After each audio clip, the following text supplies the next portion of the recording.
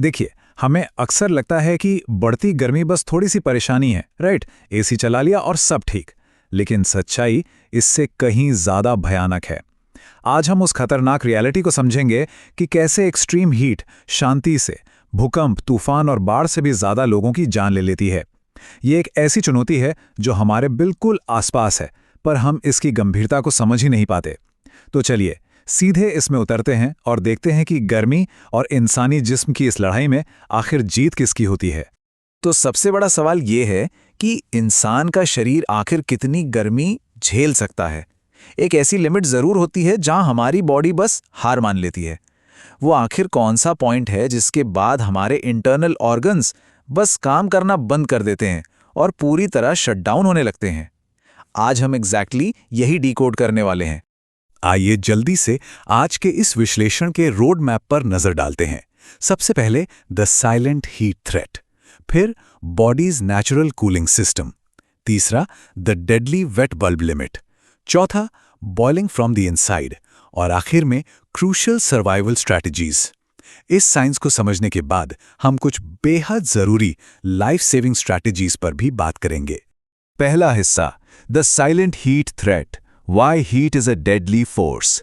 शुरुआत करते हैं इस बात से कि गर्मी क्यों एक शांत लेकिन जानलेवा ताकत है।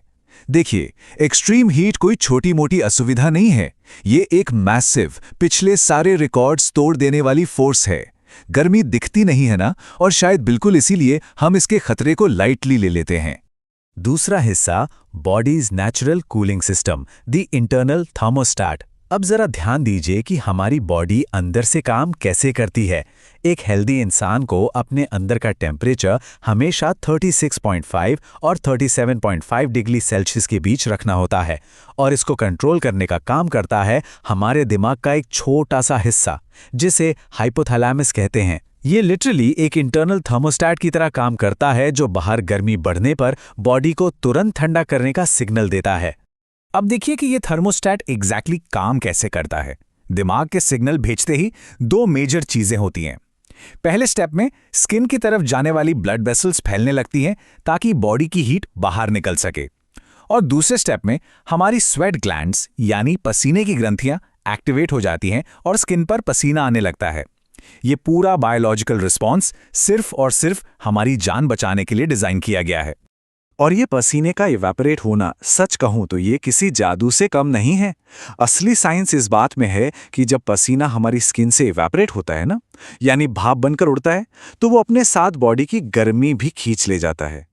लेकिन यहीं पर एक सबसे डरावना सवाल खड़ा होता है। अगर मौसम की वजह से वो पसीना सूखे ही नहीं तो क्या होगा? तीसरा हिस्सा, the deadly wet bulb limit, When evaporation fails। और यही एंट्री होती है हमारी इस कहानी के सबसे बड़े विलन की, जिसका नाम है ह्यूमिडिटी यानी उमस। जब हम एक्सट्रीम हीट के साथ ह्यूमिडिटी को जोड़ देते हैं तो इंसानी सर्वाइवल के सारे रूल्स पूरी तरह बदल जाते हैं। यहां इवेपोरेशन का वो जादू फेल होने लगता है। वेट बल्ब टेम्परेचर, इसको समझना इस पूरे एक्सप्लेनर का सबसे क्रूशियल हिस्सा है। ये एक ऐसा मैट्रिक है जिसका इस्तेमाल साइंटिस्ट करते हैं। ये हमें बताता है कि सिर्फ थर्मोमीटर का टेम्परेचर देखना काफ़ी नहीं है, हमें हीट के साथ साथ हवा में मौजूद ह्यूमिडिटी को भी मापना पड़ता है। सोचकर देखिए, अगर हवा में पहले से ही 100% नमी हो तो हमारा पसीना कैसे इवेपोरेट होगा? हवा पहले ही पानी से इतनी भारी होती है कि वो स्किन से एक बूंद नमी और नहीं ले सकती। ऐसी सिचुएशन में हमारा नेचुरल कूलिंग सिस्टम पूरी तरह यूजलेस हो जाता है। 35 डिग्री सेल्सियस, ध्यान दीजिएगा, ये आम टेम्परेचर नहीं है, ये वेट बल्ब रीडिंग है। और साइंस के मुताबिक ये इंसानी सर्वाइवल की आखिरी और एक्सट्रीम लिमिट है, जिसके आगे सच में कोई समझौता नहीं हो सकता। अगर वेट बल्ब टेम्परेचर 35 डिग्री को छू ले तो उसके बाद एक इंसान कितना भी पानी पी ले या किसी घने पेड़ की छांव में बैठ जाए, बॉडी खुद को अंदर से ठंडा नहीं कर पाएगी और इंटरनल ओवरहीटिंग पक्का शुरू हो जाएगी। अब जरा इन दो सिचुएशंस को कंपेयर करके देखते हैं। सिनेरियो ए में बाहर का टेम्परेचर 46 डिग्रीज है पर ह्यूमिडिटी सिर्फ 50% है। वहीं सिनेरियो बी में टेम्परेचर सिर्फ 35 डिग्रीज है पर ह्यूमिडिटी 100% है। हैरानी की बात बताऊं, ये दोनों ही सिनेरियोज हमारी सर्वाइवल लिमिट की आखिरी लकीर पे खड़े हैं। दोनों ही स्थितियों में अगर कोई लगातार बाहर रहे तो कुछ ही घंटों में इसके नतीजे फेटल हो सकते हैं, यानी लिटरली जान जा सकती है।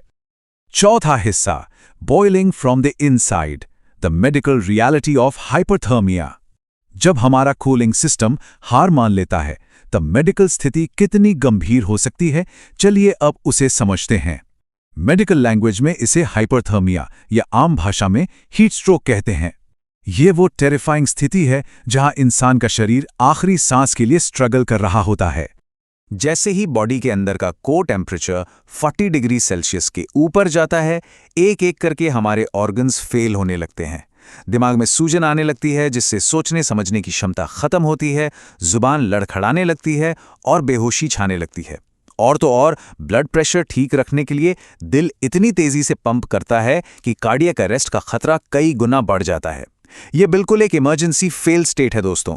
अगर इस पूरी प्रोसेस को थोड़ा माइक्रोस्कोपिक लेवल पर समझें तो सच्चाई और भी खौफनाक लगती है। विज्ञान में इसे बॉइलिंग एग यानी उबलते हुए अंडे की एनालॉजी से समझाया जाता है। एक्सट्रीम हीट इंसान की सेल्स को एग्जैक्टली उसी तरह बर्बाद करती है। देखिए, जैसे कच्चा अंडा उबालने पर बिल्कुल ठोस हो जाता है और कभी वापस लिक्विड नहीं बन सकता, ठीक वैसे ही भयंकर गर्मी हमारी बॉडी के प्रोटीन्स को डीनेचर कर देती है। असल में हमारे सेल्स अंदर ही अंदर पकने लगते हैं। एक बार प्रोटीन्स डीनेचर हो गए तो वो सेल्स हमेशा के लिए नष्ट हो जाते हैं। ये एक ऐसा बायोलॉजिकल डैमेज है जिसे आप दोबारा ठीक नहीं कर सकते। No way out. आखिरी हिस्सा, crucial survival strategies, how to stay safe. तो क्या हम इस खतरे के आगे पूरी तरह बेबस हैं? बिल्कुल नहीं। अब हम अपने एक्सप्लेनर के सबसे इंपॉर्टेंट हिस्से में चलते हैं, खुद को महफूज कैसे रखा जाए। कुछ ऐसी बेहद जरूरी सर्वाइवल स्ट्रैटेजीज और वार्निंग साइंस हैं जिन्हें पहचान कर हम उस पॉइंट ऑफ नो रिटर्न से पहले ही खुद को बचा सकते हैं। हीट इलनेस की इन 3 अलग अलग स्टेजेस को पहचानना सच में आना चाहिए। सबसे पहले आता है हीट क्रैम्प्स, जिसमें पसीना आता है और मसल्स में दर्द होता है। फिर आता है हीट एग्जॉशन, जहां चक्कर आना और बेहद कमजोरी महसूस होती है। एग्जैक्टली यही वो वक्त है जब तुरंत शेड में जाकर ORS पीना चाहिए। और तीसरी और आखिरी स्टेज है हीट स्ट्रोक, जिसमें पसीना आना ही बंद हो जाता है और स्किन बिल्कुल लाल और सूखी पड़ जाती है। ध्यान रखिए, ये एक बड़ी मेडिकल इमरजेंसी है जिसमें बिना सोचे तुरंत एम्बुलेंस बुलानी चाहिए। आइए अब कुछ ऐसी डेली आदतें देखते हैं जो बेहद काम आएंगी। पहला है 20% रूल। अगर धूप में कोई नया काम शुरू करना है तो पहले दिन 100% की जगह सिर्फ 20% काम करें, क्योंकि बॉडी को नए माहौल में एडजस्ट होने में करीब 2 हफ्ते लगते हैं। कपड़ों में हमेशा ब्रीदेबल, लिनेन या कॉटन पहनें। गर्मी से आकर एकदम बर्फ के पानी से कभी ना नहाएं।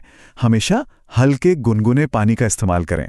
और एक छोटी पर हैरान करने वाली बात हमारे पेट्स के बारे में, दोपहर के 2 बजे उन्हें बाहर सड़कों पर बिल्कुल ना ले जाएं, क्योंकि तपती सड़क उनके पंजों में 3rd डिग्री बर्न्स तक दे सकती है। आखिर में दोस्तों, इन नंबर्स पर ध्यान देना बहुत जरूरी है। 90 से 180। साइंटिस्ट ने हमें एक कड़ी चेतावनी दी है। उनका अनुमान है कि साल 2050 तक दुनिया के कई हिस्सों में लोगों को हर साल 90 से 180 दिनों तक ऐसी एक्सट्रीम हीट का सामना करना पड़ेगा। ये सिर्फ मौसम का बदलाव नहीं है, ये एक्चुअली एक परमानेंट हेल्थ डिजास्टर बनने जा रहा है। इस विश्लेषण को हम एक बहुत ही गंभीर सवाल के साथ खत्म करते हैं। क्या हम एक ऐसी दुनिया में खुद को ढाल पाएंगे जहां गर्मी एक रोजाना का हेल्थ डिजास्टर होगी, या फिर बिना तैयारी के हम उस डेडली वेट बल्ब लिमिट को क्रॉस कर जाएंगे? जरूरत इस बात की है कि हम लगातार पानी पीते रहें और इस खतरे के प्रति पूरी तरह अवेयर रहें। हमारा आने वाला कल यही मांग करता है कि हम सही जानकारी रखें और खुद को आज ही से तैयार करें।